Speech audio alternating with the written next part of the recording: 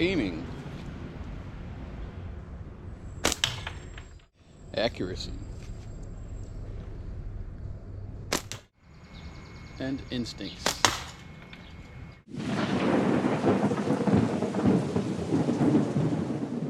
Hey guys, welcome back. Today, this is directed towards you new shooters out there. So you picked yourself up a Slingshot.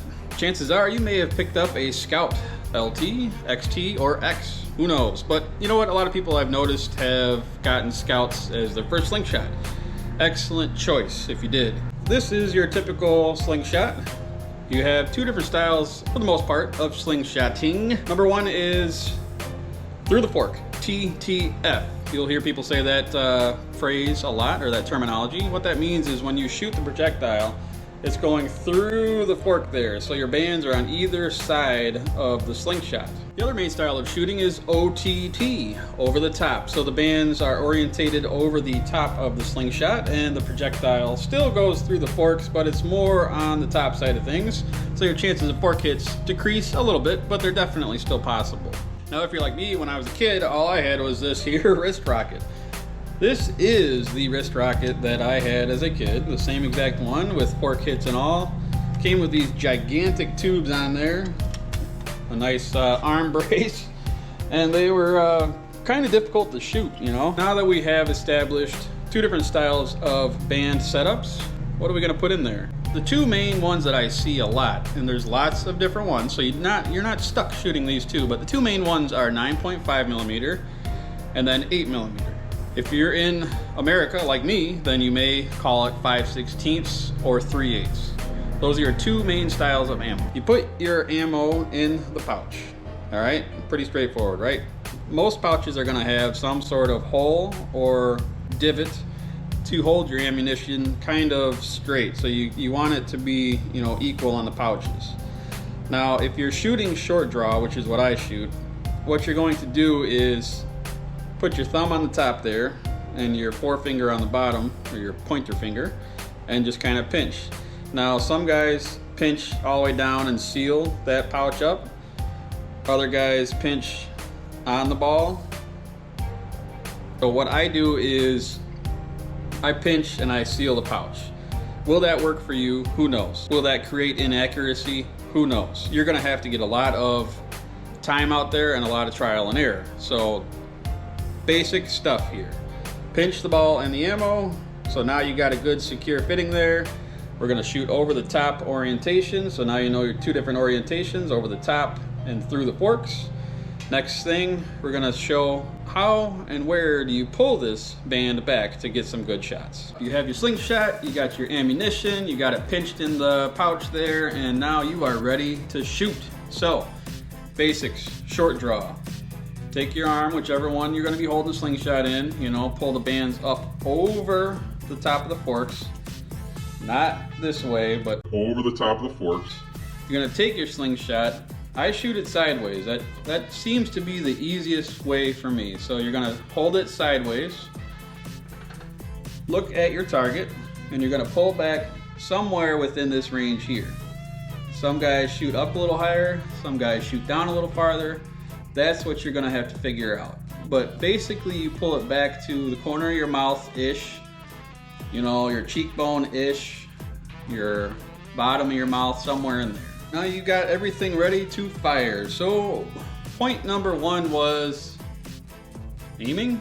Okay, so we're at the aiming point. You got your ammo in the pouch, you got your slingshot, you're holding it sideways here.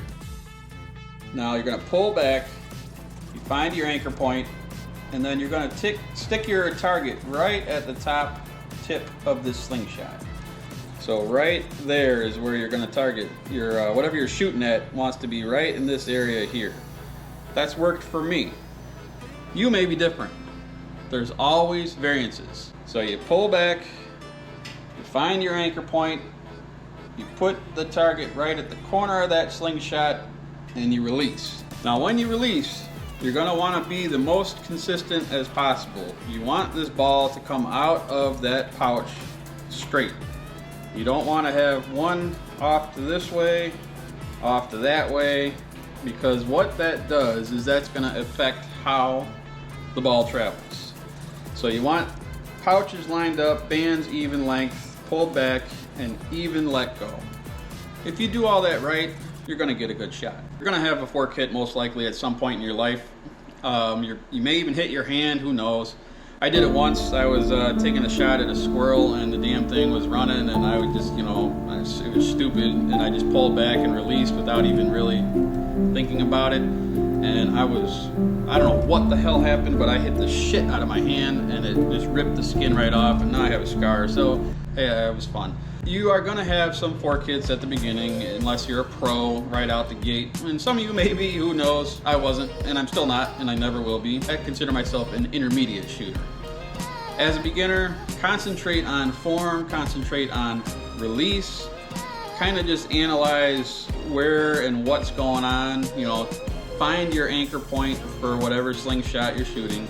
If you decided to buy 5 different slingshots at the beginning, which I don't suggest, but if you did, and they're all different widths, you may struggle a little bit because different widths can change a lot of things. So get one, stick with it, and go from there. By now, I'm assuming you're shooting, right? I mean, this is fun stuff. All those tips that I gave you right there, man, that's golden, right? I mean, come on now. I hope some of that stuff helped, but by now you probably are shooting, making it through the forks, maybe kind of getting your target, whatnot. So now we're to the point of accuracy. Now that you're shooting cans or whatever, shooting some targets, you're feeling kind of confident, right? So get a paper plate. You can get a small one, big one, whatever you got. If you don't have stickers like this, just draw a circle in the middle, draw some lines, and try and hit that sucker. It's really gonna open your eyes. Paper will tell you where you're shooting, low, high, all over the place, who knows, dead center, hey, good for you. So what I would do next, shoot paper. This will help your accuracy.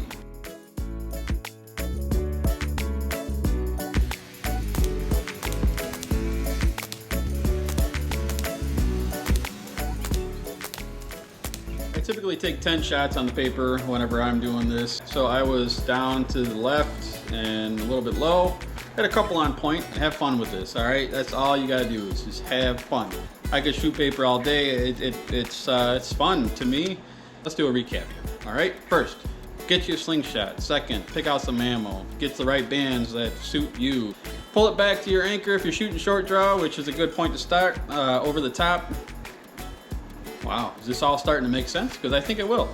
Shoot some paper and then you'll be good. So that's point number 1 and 2. If you're still with me, point number 3, instincts. So some of this stuff here, you can tweak and manipulate and think about it way too much. If you start thinking about this too much and you're just constantly missing and it's starting to suck the fun right out of it, well, reel it back a little bit, all right? Allow your instincts to kind of kick in. There's a certain thing in most of us that your brain, your mind will kind of engage and push things in the right direction, if you know what I mean. So if you are just struggling and you're angry and you want to give up, don't.